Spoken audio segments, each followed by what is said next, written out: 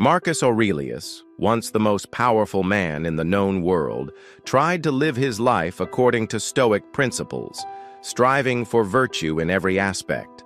Unlike many emperors before him, he did not indulge in the luxurious pleasures that came with his position, such as overindulging in wine or partaking in the brutal spectacles of the Colosseum. Instead, his main focus was to serve humanity and fulfill what he believed to be his divine purpose. His primary goal was to live a life of purpose and virtue. But in order to accomplish this, he had to shift his focus away from things that weren't truly important. These distractions were numerous, and recognizing them was crucial to achieving his higher aim. One of the fundamental teachings of Stoicism revolves around understanding what is within our control and what is not. Both Epictetus and the Stoic school of Corinth provide clear explanations on this divide. The reality is that aside from our own thoughts and actions, nearly everything else lies beyond our control. Does this mean we should completely disengage from the world? Not necessarily. The Stoics advocated for a realistic understanding of our limited influence on external events. When we fail to accept this, we set ourselves up for unnecessary stress. Much of our suffering, according to Stoicism, arises when we obsess over things outside of our control. In doing so, we allow these uncontrollable factors to dominate us, like puppeteers pulling our strings. Ironically, while we blame these external forces for our distress, we are the ones allowing them to have such power over us. If we can learn to stop caring about things beyond our control, they lose their ability to influence us. This detachment is liberating. For Marcus Aurelius, it was a necessary approach to cope with the immense responsibilities and challenges that came with being emperor. It allowed him to focus on his divine mission. For Epictetus, this meant attaining freedom. For some, refusing to be disturbed by external forces could help maintain focus on meaningful goals. For others, it could lead to a more carefree and peaceful life. When we experience pain or difficulty, the Stoic question is, what should we stop worrying about? And how do we go about letting go of these distractions? In his meditations, Marcus Aurelius repeatedly addresses the different time frames that shape our experience: the present, the past, and the future. He offers valuable insights on how we often care too much about these aspects in ways that harm our well-being. For clarity, let's explore how he addresses each of these. The future.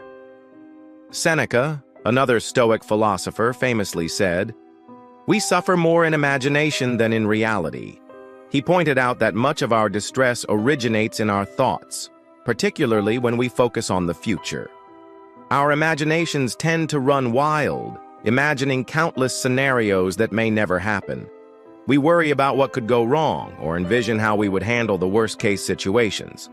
While it's true that sometimes we foresee potential outcomes accurately, more often than not, life surprises us with unexpected events. For example, after years of planning for a peaceful retirement, one might receive a devastating diagnosis just before retirement begins. Such unforeseen events lead many to constant worry about things that might never happen. What if the economy collapses? What if a war breaks out? These possibilities, though real, are not happening in the present moment. The future, Marcus Aurelius argues, only causes us distress because we allow our minds to dwell on it. He wrote that it's not the future itself that burdens us, but our anticipation of it. The real misery of the future exists in the present, in our worry about what might come. What does Marcus Aurelius suggest about caring too much about the future? He reminds himself, "Never let the future disturb you. You will meet it, if you have to, with the same weapons of reason which today arm you against the present." By focusing on the present, he realized that he could handle whatever challenges came his way, whether they occurred in the future or not. This mindset mirrors the Stoic concept of amor fati, which teaches us to embrace our fate, trusting that we will have the strength to meet it. The past. Marcus Aurelius also reflected on the fleeting nature of life and how little power we have over the past. He acknowledged that the past is no longer within our reach and that unless we invent a time machine, we cannot change what has already occurred. He wrote, "Remember that man lives only in the present, in this fleeting instant. All the rest of his life is either past and gone or not yet revealed. Short, therefore, is a man's life, and narrow the corner of the earth wherein he dwells." Despite the brevity of our lives, we often become fixated on the past, which is not accessible to us. The past is irrelevant in the present. It is something we cannot operate in. What has happened is gone, and while we can learn from it, we cannot control it or reverse it. Yet many of us repeatedly revisit painful memories, reliving the hurt as if it is happening all over again. We may feel that by dwelling on the past, we can somehow gain control over it. But that is an illusion. The past is unchangeable, and any attempt to control it only leads to further suffering. Instead of ruminating on past mistakes or regrets, Marcus Aurelius encourages us to focus on how we respond to them. We cannot control the events that have already occurred, but we can control how we react to them. For Marcus Aurelius, even painful events could be viewed in a positive light if we focused on our ability to endure them. He reminds us, "It's fortunate that this has happened, and I've remained unharmed by it, not shattered by the present or frightened of the future. It could have happened to anyone, but not everyone could have remained unharmed by it." The nature of an event is less important than how we handle it. For Marcus Aurelius, the goal was not to deny the past, but to understand that it is beyond our control. We must learn from it, but not become prisoners of it. The present. Finally, Marcus Aurelius often reflects on the importance of living in the present moment, for it is the only time we truly possess. He notes that we can either focus on the fleeting present or be distracted by the distant past or future. When we focus on what is in front of us, we free ourselves from the suffering that comes from worrying about things beyond our control. However, even in the present, we can become too attached to things that don't truly matter. We often become upset when life doesn't unfold the way we want it to. We may feel anger, sadness, or frustration when things don't go our way.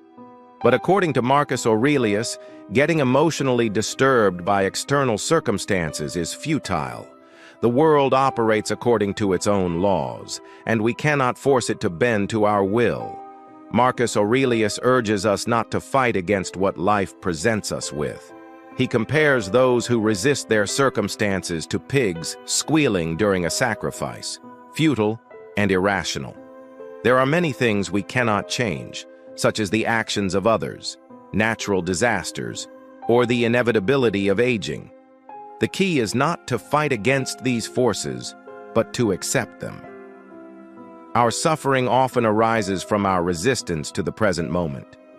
We become angry because we don't have what we want, or we become sad because life isn't unfolding as we hoped. But Marcus Aurelius teaches that we should embrace life as it is, rather than wasting energy fighting against it. To help us accept the present, he encourages us to focus on what we do have, rather than what we lack. Treat what you don't have as non-existent. Look at what you have, the things you value most, and think of how much you would crave them if you didn't have them. However, he also cautions us not to become overly attached to these things, as they are transient and may be lost. For Marcus Aurelius, even adversity should not be seen as an obstacle. It is an opportunity to practice virtue. Life is not about how favorable our external circumstances are, because they are beyond our control. It's about how we respond to whatever life presents us with. In conclusion, Marcus Aurelius teaches that the art of living is about focusing on what we can control, our actions, our reactions, and our attitudes. Everything else, whether it be the past or future, is beyond our influence. By practicing Stoic philosophy, we can learn to live in harmony with the world and find peace, regardless of our external circumstances. The key is not to become attached to things that are fleeting, but to cultivate virtue in the present moment.